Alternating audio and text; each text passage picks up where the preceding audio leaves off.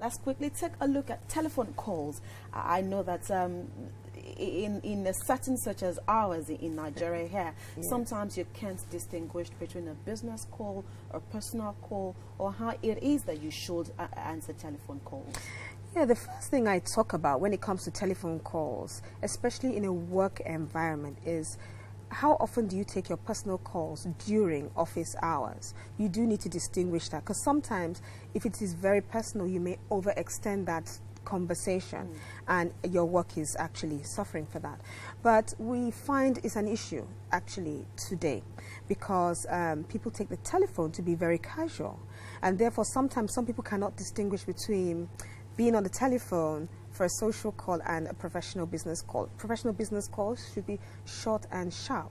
The language that you use also should be, you know, taken care of. You need to make sure that you speak in a professional way and say your courtesies. Yes, madam. Yes, sir. Please. Hello. Good morning. You know, there's nothing like hi. And even when you are texting on your telephone, we are so used to the short abbreviations that sometimes you forget and you send those short abbreviations on a business text message. Now, I would even say don't text in business scenarios, or try as much as possible to do less texting when it's a business call, because it's not very appropriate. Okay. Sometimes depends, if you're just sending a quick message, it may be, but it depends on who you're speaking to. You can't text the CEO. It's a lack of respect for that. But even then, choose your words well. And no abbreviations are acceptable in a business environment. Right. Okay, you have to be careful the kind of messages you send. Pick up the calls on time. Don't let the phone ring endlessly. After the maximum of 3 calls, pick the phone up. And if you are not available when the phone rang, make it a duty to try and respond as quickly as possible. You know, so with your telephones, you make sure that even your ringtone, if it's your business line, be careful the kind of ringtone that you choose. We don't want something that sends a wrong message about you, because people make judgments based on the first things they see about you. First impression goes a long way. All right. Let's also take a look at behaviors at work, meetings, functions. How can we marry business attitude really with personal relationships? Yes, I mean, that's everything to do with workplace etiquette, okay? And this is where the bottom line and profitability of an organization comes in. It doesn't matter how technically smart you are. The thing is, they say good manners can take you to places where the best education cannot. Right. Essentially, they also say things like, with good manners, with technical skills, it can get you through the door, get you a job, but it is your soft skills that will actually help you seal that deal. So how do you behave amongst your colleagues?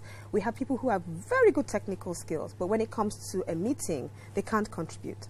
They're very introverted, they're not able to express themselves, they are not able to get along with their colleagues. It's a problem. When an organization has conflict and strife amongst its employees, then productivity is affected, morale is affected, and at the end of the day, the overall objective and goal and profitability of an organization is affected. So we want people to be able to have harmony, team spirit, when they're working in an environment. You can imagine when everybody is not talking to each other, the goals of that organization are completely jeopardized.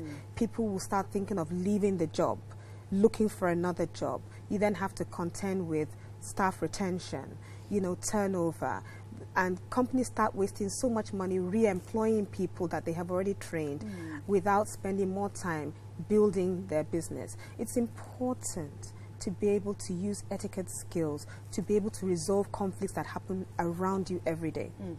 Table manners. Yes. I know that table manners, how do we get, a lot of people tend not to pay attention or think they do not need table manners. How do we get around table manners? It's really funny, because in my trainings, when I mention dining etiquette, people say, well, why would you want to teach me how to use a knife and fork? In fact, they say, I know how to use a fork and knife. It's actually knife and fork to start with. It's very important. A lot of interpersonal skills are noticed around the dining table. A lot of companies now are having breakfast meetings, business lunches, late afternoon tea meetings. not to mention evening networking events and gala nights. So business now has come out of the formal office setting and is now anywhere and everywhere. Competition is so stiff. Wherever you can make the business work, that's what will happen. So when it comes to dining, we want you to be able to conduct yourself well, overeating, and still hold a conversation with your customer. We don't want you to talk to your customer with a full mouth. It's a sign of disrespect. We want you to be able to engage your client in an informal environment, because sometimes clients make better decisions when they're not in a formal environment. So how do you generate conversation on the table? Certain skills we can tell basically when it comes to your dining. And I'll give you one scenario. For instance, you're eating at a dining table. The food comes to you, and you begin to pour salt on that food without even tasting it. In the business world, we actually say that you are a business executive who makes decisions without facts. So have you tasted it? Do you really need it? You need to be able to be in a scenario where you have facts before you make a certain decision. So how do you use your knife and fork? With dining etiquette, it's all about learning how to navigate the tools of the table. Just yesterday, I went to a very important female corporate gathering, and I was overwhelmed when a particular lady in front of me was eating her food. She had one spring roll in her left hand, and she was eating her rice with a spoon, and well suited up, professional. So I felt, well, this kind of environment tells your level of decorum, all right?